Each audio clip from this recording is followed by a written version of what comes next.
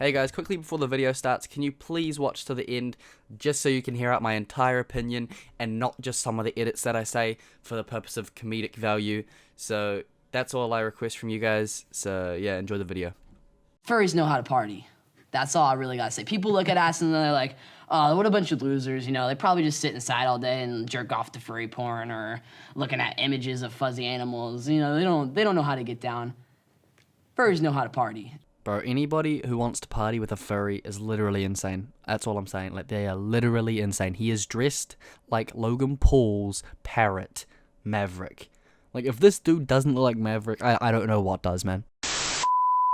How's it going, guys? Cam here, and today we're going to be watching a video called I'm a Furry, Ask Me Anything. So without further ado, leave a like and grab your M4s, and let's get right into this video. Hi.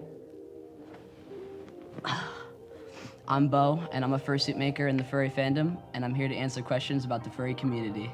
You gotta love how down the bottom left it literally has he/him because the editor felt like he didn't want to offend him. Like, clearly, I'm just saying, clearly he's a guy. There are only two genders. Let's get this straight at the beginning of the video. Okay, just because you put on a costume doesn't make you an in-between / non-binary bullshit, okay? Let's get that straight.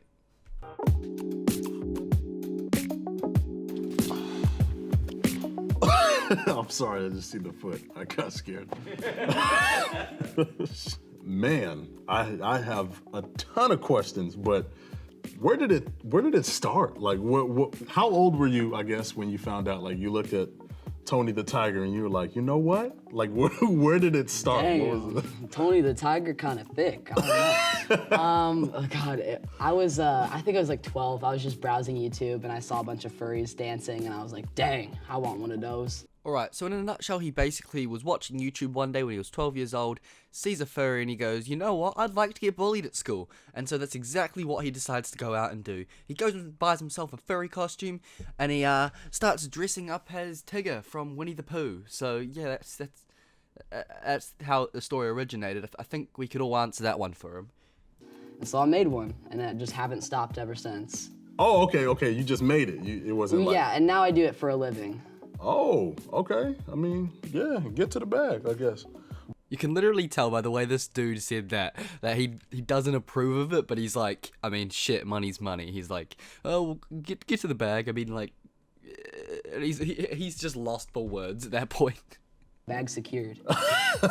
How is it your job? Like, what do you do exactly? Well, I make fursuits on a commission basis, and sometimes I just recently made one to sell, which is the one that I'm holding right now. My only context around what furries are is from like a CSI episode where there was like furries having kind of like a furry orgy, and I feel like if I was to do this interview, I'd be this dude and I'd feel so uncomfortable telling this dude to his face, oh, well, actually, my first encounter with a furry was, I was watching a TV program, man, and, they were having an orgy. it was, and then one of them gets hit by a car, but... Let me get this straight. I haven't watched the whole way through this video. I downloaded it, and I started editing / reacting to it, like, this is my first reactions to the video. I cut that last edit so too soon that I missed out the part where he says he got hit by a car. Dude, I can't do this. I can't do this, man. So it's kind of negative and it's strictly sexual. So I guess my first question is being a furry strictly a sexual thing? Absolutely not. That is by far the most annoying misconception that everyone always say, is it sexual? Is it a kink? Is it a fetish? Sexual. Sexual fetish. Fetish. No, but of course there are people who are in it and do that stuff, and that's perfectly fine. People can do whatever they want. People can enjoy themselves. But on a base level, it's just about art, it's just about costumes, and it's just about being yourself.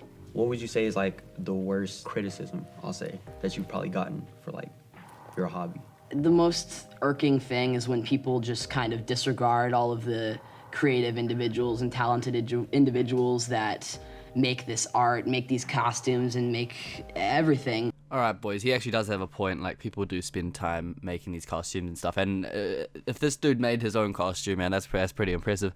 However, I think we can all agree it's not that part of the furry culture that really gets us going. I think it's more the part where people actually believe that they're their costume and that they are that freaking animal or whatever they're dressed as. And it's so annoying because they don't break character. They never break character, and it is so frustrating. I think that's the part that most people get really mad about.